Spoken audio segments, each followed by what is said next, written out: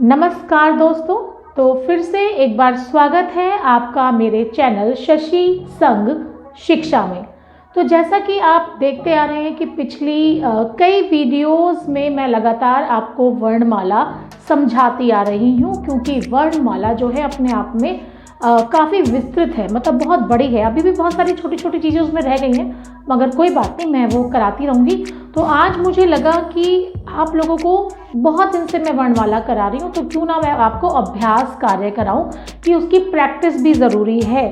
तो किस तरह के प्रश्न वर्णमाला में पूछे जा सकते हैं, किस तरह के प्रश्न एग्ज़ाम में आपके बच्चों को आ सकते हैं, तो कुछ प्रश्न मैंने तैयार किए हैं। और मेरे साथ साथ आप लोग भी अभ्यास के लिए तैयार हो जाएं, यानी कि मेरे साथ प्रैक्टिस करें। तो देखिए ज़रा, कुछ प्रश्न मैंने यहाँ लिखे हैं पहले से ही, ताकि जो समय है वो कम लगे और कम समय में मैं आपको ज़्यादा से ज़्यादा जानकारी दे सकूं। तो देखिए, वर्णमाला अभ्यास कार्य, खाली स्थान भरिए। एक इस तरह का प्रश्न बच्चों से एग्जाम में अक्सर पूछा जाता है वर्णमाला से संबंधित कि खाली स्थान भरिए। तो पहला हमारा यहाँ पर है, वर्णों के सही क्रम को डैश कहते हैं। तो वर्णों के सही क्रम को क्या कहते हैं? वर्णों के सही क्रम को या वर्णों के क्रमबद्ध समूह को क्या कहते हैं? तो वो कहते हैं वर्णमाला। तो यहाँ हम लिखेंगे वर्णमाला। तो वर्णों के क्रमबद्ध समूह को वर्णमाला कहते हैं, या सही समूह को वर्णमाला कहते हैं। वर्णमाला में ये नहीं कि पहले का खा गा लिख लिए फिर नीचे जो आपके स्वर आ गए, नहीं, पहले स्वर आएंगे फिर व्यंजन आएंगे। तो सही क्रम होना चाहिए, तभी वर्णमाला बनती है। तो पहले प्रश्न में वर्णों के सही क्रम को वर्णमाला कहते हैं। भाषा की सबसे छोटी इकाई क्या है? अगर आपने मेरी वीडियो देखी, हमने भाषा पे मैंने बात की थी। तो भाषा सीखने के लिए हमें सबसे पहले क्या सीखना पड़ता है? हमें वर्ण सीखने पड़ते हैं, है ना। वर्ण क्या? क ख ग घ, आपके जितने स्वर व्यंजन। तो भाषा सीखने के लिए सबसे पहले वर्ण सीखने पड़ते हैं। ये भाषा सीखने की शुरुआत होती है। तो भाषा की सबसे छोटी इकाई वर्ण कहलाती है। तो यहाँ हम लिखेंगे वर्ण। तो भाषा की सबसे छोटी इकाई क्या है? वर्ण कहलाती है। वर्णों को मिलाकर बनते हैं, डैश बनते हैं। तो वर्णों को मिलाकर क्या बनता है भाई? वर्णों को जब मिलाते हैं, जैसे मैंने घ जमा र को जोड़ दिया तो क्या बन गया? घर। और घर क्या है? एक शब्द है। तो वर्णों को मिलाकर क्या बनते हैं? वर्णों को मिलाकर शब्द बनते हैं। तो यहाँ हम लिखेंगे शब्द, कि वर्णों को मिलाकर शब्द बनते हैं। अगला देखेंगे घ, शब्दों को मिलाकर डैश बनते हैं। अब शब्दों को मिला दे तो क्या बनते हैं? अब 4-5 शब्द अगर मैं जोड़ दूं तो क्या बनेंगे? शब्दों को मिलाकर वाक्य बनते हैं, मगर उन शब्दों का भी सही क्रम होना चाहिए, है ना। आपके वाक्य का अर्थ आना चाहिए। ये नहीं कि कहीं से भी कोई शब्द आपने जोड़ा और 4-5 शब्द अगर इकट्ठे करोगे तो वो वाक्य नहीं बनेगा। उनका भी सही क्रम होना चाहिए। तो शब्दों को मिलाकर क्या बनते हैं? वाक्य बनते हैं। मैं बाजार जा रहा हूँ। तो मैं बाजार जा रहा हूँ में हमारे 4-5 शब्द हैं, जिसको मिलाकर ये वाक्य बना। डैश की कोई मात्रा नहीं होती। अब हमारे स्वर हैं, मैंने आपको कितने स्वर सिखाए? 11 स्वर होते हैं। तो क्या 11 स्वर में सबकी मात्राएं हैं? एक ऐसा स्वर है जिसकी मात्रा नहीं होती। तो कौन सा स्वर है? बताओ जरा, बोलो कौन सा स्वर है? आ। आपका अ जो है उसकी कोई मात्रा नहीं होती। अ की कोई मात्रा आपकी है ही नहीं। मगर ये अ जो है ना, वो व्यंजनों के उच्चारण में इसका प्रयोग होता है। तो व्यंजन मैंने आपको बताया था कि वो स्वतंत्र नहीं होते। व्यंजन को स्वर के उच्चारण के साथ बोला जाता है। तो जिसके साथ कोई स्वर ना लगा हो तो अ उसके साथ ऑटोमेटिकली लगा ही होता है। अच्छा, अब ये मैंने वर्णमाला के बीच में से दे दिया। इस तरह के प्रश्न आपके बच्चों को पूछे जा सकते हैं। आप बच्चों को पूछे जा सकते हैं कि वर्णमाला अच्छों को याद नहीं होती, सब भूल जाते हैं। तो इस तरह से भी पूछ लिया जाता है। तो य के बाद क्या आता है? य, र, ल, व, च, छ, ज, झ। तो वर्णमाला से भी कोई भी वर्ग की ट वर्ग, ख वर्ग, किसी भी वर्ग की कोई भी पंक्ति पूछी जा सकती है। तो ये भी आपको आने चाहिए। तो एक एग्जाम्पल मैंने दिया है कि किस तरह के प्रश्न आपको आ सकते हैं। संयुक्त व्यंजन संख्या में डैश हैं। कितने संयुक्त व्यंजन सिखाए थे मैंने? आपको 4 सिखाए थे। कौन कौन से सिखाए थे भाई? श, त्र, य और श्र। ये 4 मैंने आपको संयुक्त व्यंजन सिखाए थे। तो ये पूछे जा सकते हैं कि संयुक्त व्यंजन संख्या में कितने। वर्ण के डैश भेद हैं, वर्ण के कितने भेद हैं? 2 भेद हैं। कौन कौन से? पहला स्वर है हमारा और दूसरा हमारा है व्यंजन। तो 2 हमारे भेद हैं, वर्ण के 2 भेद हैं, स्वर और व्यंजन। तो पहला प्रश्न तो वर्णमाला से इस तरह से पूछा जा सकता है कि खाली स्थान भरिए, रिक्त स्थान भरो, कि कौन का किस में क्या आएगा। तो वर्णमाला में से जो जो महत्वपूर्ण बातें थी मैंने वो आपको यहाँ पर बता दी हैं। तो इस तरह से आप लोग जो हैं अभ्यास करेंगे। आप अपने बच्चों को इस तरह के प्रश्न कराएं ताकि वो वर्णमाला और आसानी से सीख पाएं और प्रश्नों का अभ्यास हो जाए। तो एक प्रश्न तो मैंने आपको करा दिया। एक और प्रश्न है, दूसरा इस तरह से प्रश्न पूछा जा सकता है कि निम्नलिखित के लिए 2-2 शब्द लिखें। इनके लिए इनसे 2-2 शब्द आप लोगों को बनाने हैं। 2-2 शब्द बनाने। श से हम बनाएंगे, जैसे बच्चे हैं तो भाई कक्षा, कक्षा। दूसरा रक्षा, बहुत सारे शब्द हैं, बहुत, रक्षा, कक्षा, पक्षी, है ना। तो बहुत सारे शब्द हैं, आप कोई भी 2-2 शब्द आए हैं। त्र से बना लीजिए मित्र, और दूसरा क्या हो सकता है? चित्र। ये हमारी संयुक्त व्यंजन है। फिर आधा सा और त, सस्ता, सस्ता। यहाँ कर सकते हैं रास्ता।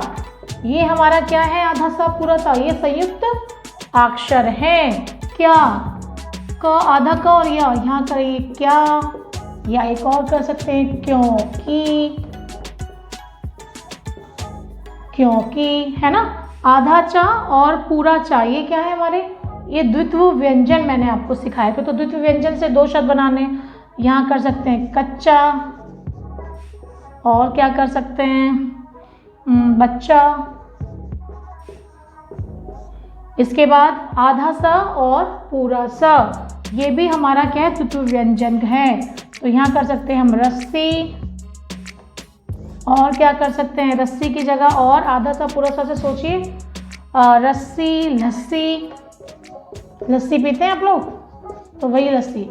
तो ये इस तरह से हमारे सॉरी माफ़ कीजिएगा, 2-2 शब्द हम इस तरह से वर्णमाला में पूछे जा सकते हैं। तो आपके बच्चे इस तरह से कर सकते हैं। तो ये अभ्यास आप घर में बच्चों को दें, प्रैक्टिस में कराते रहें, तो उनको याद रहेगा कि द्वितीय व्यंजन है, संयुक्त व्यंजन है। हमें छांटने के लिए भी कह सकते हैं कि कौन कौन से हमारे यहाँ पे। तो ये मैं बता दूँ, ये जो 2 हैं, ये 2 क्या हैं? हमारे संयुक्त व्यंजन है, ताकि आप लोगों को गड़बड़ ना हो, याद रहे आप लोगों को। तो ये सब करने के लिए बार बार अभ्यास की ज़रूरत होती है, प्रैक्टिस की ज़रूरत होती है। तो ये 2 क्या हैं हमारे? ये दोनों हमारे हैं संयुक्त अक्षर। तो ये संयुक्त अक्षर हैं,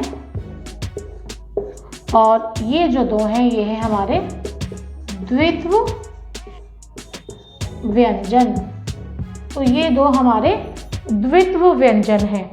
अच्छा, इसके बाद वर्णमाला में आपका वर्ण विच्छेद आते हैं। वर्ण विच्छेद मैं आप लोगों को करा चुकी हूँ पिछली वीडियो में, और अभ्यास भी मैं काफ़ी करा चुकी हूँ, उसका प्रैक्टिस भी मैंने वर्ण विच्छेद की थी।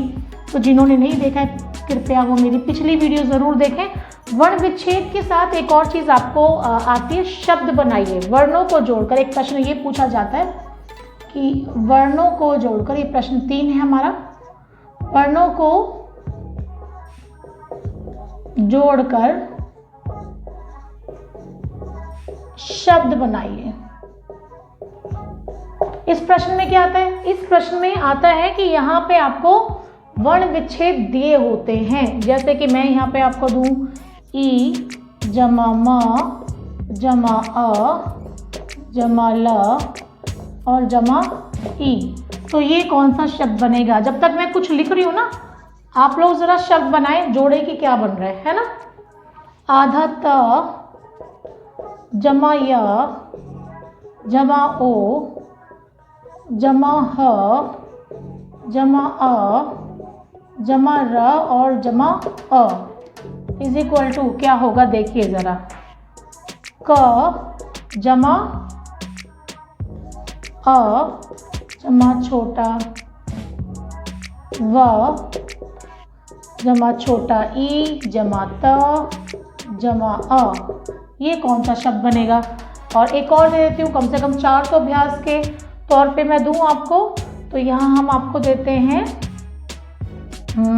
यहाँ हम दे देते हैं स जमा अ जमा र जमा ई जमा त जमा अ।